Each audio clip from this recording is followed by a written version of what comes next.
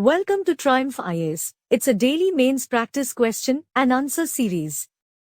This program is exclusively designed for UPSC CSE aspirants.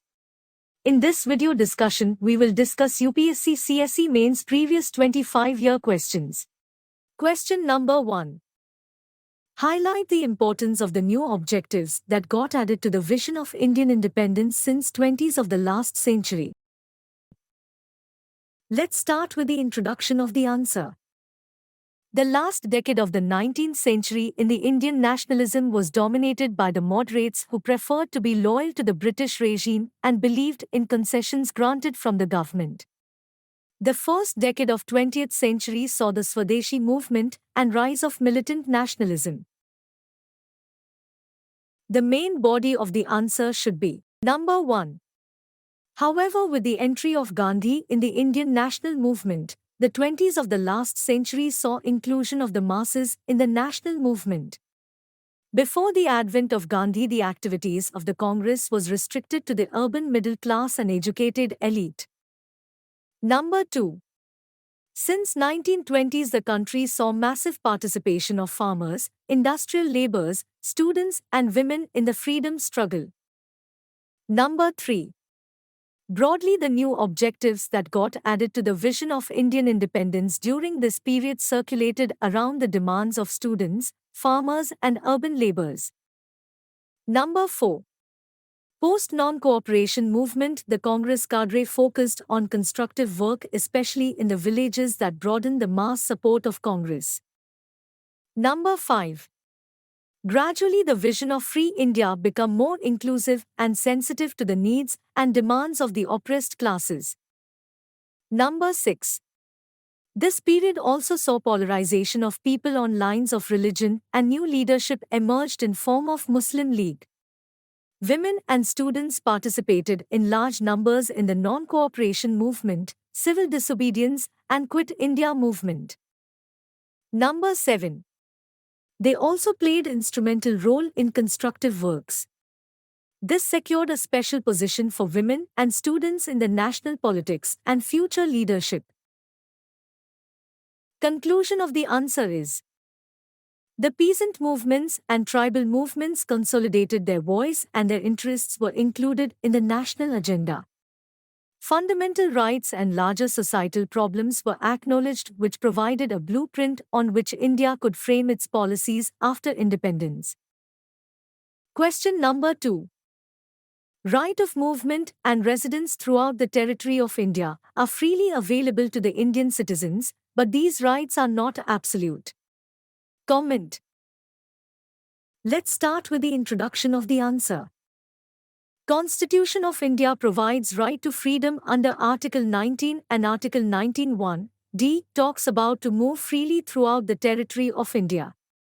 But this article also talks about that there can be reasonable restrictions on right to freedom.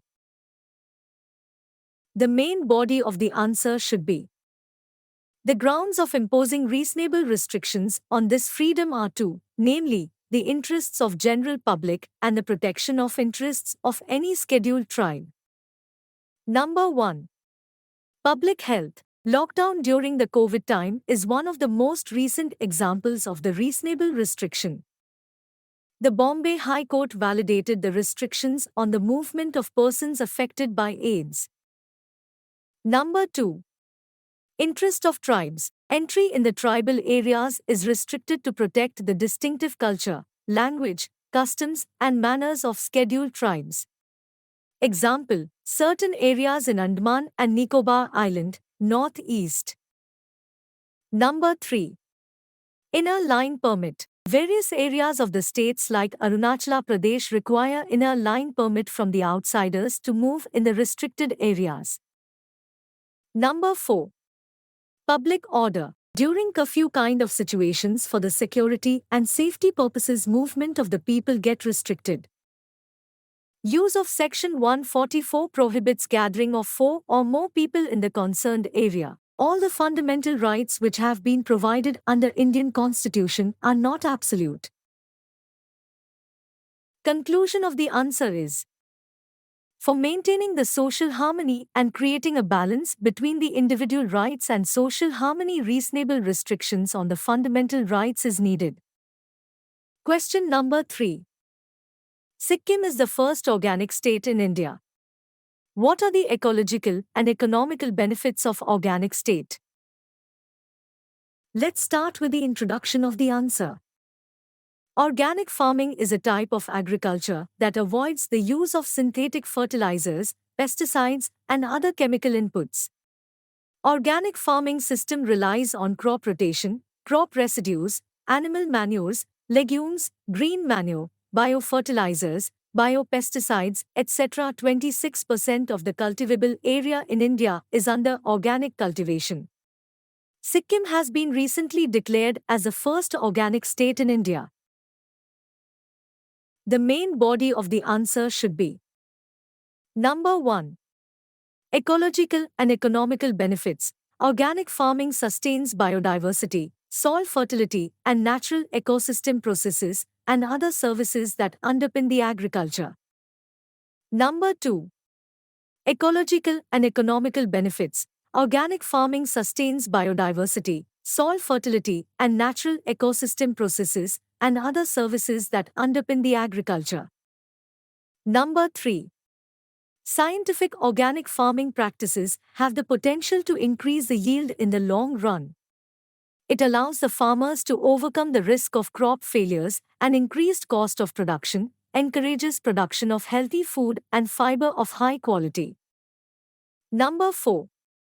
Organic agriculture products eliminate the risk of presence of toxic elements in the food. Since organic farming do not uses chemical fertilizers and pesticides, the agriculture runoff water is free of excessive amounts of nitrates and phosphates.